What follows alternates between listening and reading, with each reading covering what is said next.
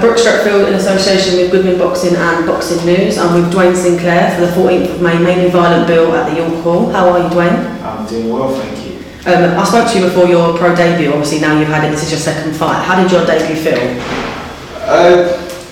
That was good. It's an eye-opener. I think the first round where the nerves was sort of kicking in. Get over the first round, I think knackered. And I think that's a lot to do with the nerves. So I think midway through the second, I sort of come myself again and just use my boxing skills to overcome. The guy was strong, so I did a little moment of fire, and I realised, you know what, this is the debut. You got it's not worth the risks. And I stepped off and started boxing him, and came up with a victory. It's so easy in your debut, isn't it, to just want to go out and completely impress, but it takes a lot of energy from you, doesn't it? Did you feel that in that? That's it, definitely. First round was a killer. I did not think, I started doubting myself for a little moment between the rounds, thinking I couldn't continue. But then as I got my rhythm back and started to control the nerves and so forth, halfway through the second, I was fine, For people that don't know you, tell us a little bit about yourself, where you train, who you're with. Okay, I train.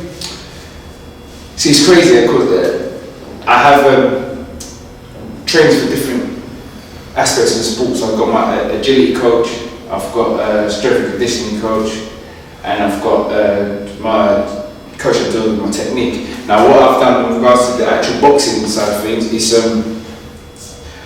I have sort of private sessions with guys that were my amateur trainers. And they brought some other trainers on board to help to adapt to the pro style, and then we get the sparring in that way. So the only downfall is that whilst I'm doing the actual training, you might feed off the energy from the other teammates because it's sort of by myself. Because at the moment there's that restriction of training with the amateurs. So with me being the only pro boxer from that gym by myself at that time. So then it's just sort of a lot of self-motivation, and so it's that could be important going forward though. Yeah, just getting your mind right and then controlling yourself. I think so. Do you think it's important to have different coaches for different aspects, because some people settle for one?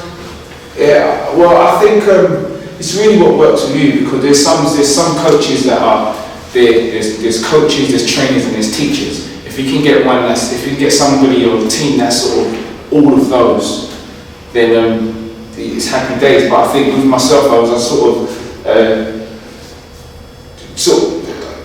a bit, I think nervous is the word, where I started to overload with different things. So really, I think for the stage that I'm at in my career, I could have just done with the agility and the normal boxing routine and so forth. But it's just having a lot of friends that are in pro games with different combat sports. So I just thought, you know what, let me just do what they're doing as well, because if I can get involved at an earlier stage, then hopefully that's going to work out for me better. So I think it's really down to the fighter as to what works with them.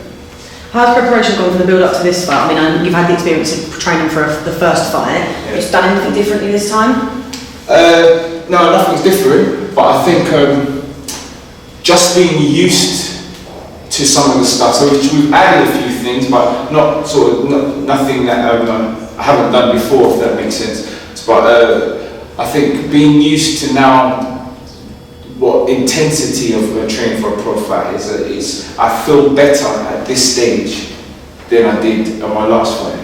Yeah, I felt I don't know if drained was the word, but I just felt as I wasn't as sharp as I am now, and I think that's sort of the hardest part of the training. Like, you can get your strength and you can feel fit, but it's the sharpness, the accuracy of your punches. And I think at this point in my last fight, I didn't feel as though I was at my boxing best. So I feel definitely an improvement, isn't it? Yeah. I hate to mention it, but obviously you're 33. Yeah. And obviously people are turning over a lot later these days, that kind of going a bit near the end of their 20s, early 30s. Right. Do you think that's a good thing for boxing? Do you think it's a negative thing that people talk to you about that?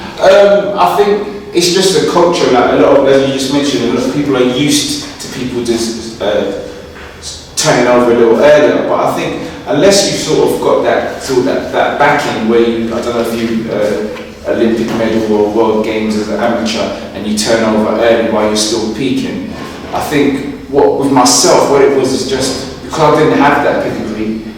You sort of want to make sure you've got that safety blanket. You build a career underneath you. So if the boxing doesn't work, you're not sort of, what do I do now? So I've built careers, as I said before. I was a financial advisor 9 years. Now I'm a maths teacher. So I think 2 careers where I can fall back on when qualifications last forever. So if boxing doesn't work, I've got something to fall back on. And as well as financing the boxing, where you got fighters who, if you don't have the sponsors or the huge management that's going to sort things out financially for you, you've got to finance yourself. And if we was only relying on boxing, when you fight every 8 weeks at maximum, you're not going to have the money to do it. So very, very well said. Good luck for the 14th. It's a pleasure speaking to you.